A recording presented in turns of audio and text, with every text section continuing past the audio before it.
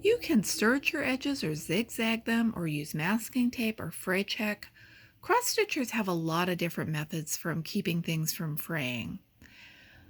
But what I haven't heard as many of them talk about is just ignoring the edges. I'm Michelle. This is my romantic tangle, and to my surprise, I recently realized that two of my largest projects that I've been working on for years, I never did anything to the edges. And I know why. It's because when I start a project, if the sewing machine isn't set up, I'll leave that step until later. And years ago, I was quilting every week. So whenever I sat down on the machine, I'd go, okay, what do I need to zigzag? Now that I only set up the machine once in a blue moon, apparently I have been ignoring my edges. And it surprised me that Beach Babies, which I have been working on for years, really hasn't frayed much at all. Now, is that because of the fabric dimensions uses? Is it because it's in a Q-snap so the edges aren't exposed to a lot of handling? I don't know. I can't say. But what I can say is not dealing with the edges hasn't hurt the project at all. And at this late date, with only that much left to stitch, I am not in a hurry to fix these edges.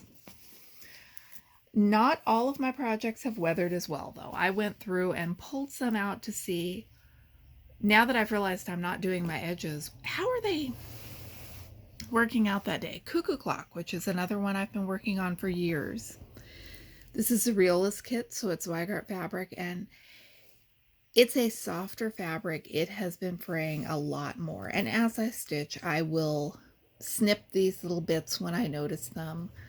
This one has a lot of fabric rolled over the edges on my Q-snap, so maybe that is why. I'm not a fabric expert. These two, breakfast and lunch, are also on the same Zweigart from Reolus. And I don't see much fraying on them. It's hard to ask yourself, okay, how much did this fray while I was stitching on it? Not badly enough that I felt like getting up and zigzagging it. The only problem you can run into is these little threads will get caught up sometimes in the stitches on the back, and that is a pain. Whatever cheap craft store Aida I used for Love Grows Here was a nightmare. I stitched this in hand, and yes, I do remember this getting caught. Same with Turkey House, it frayed quite a bit.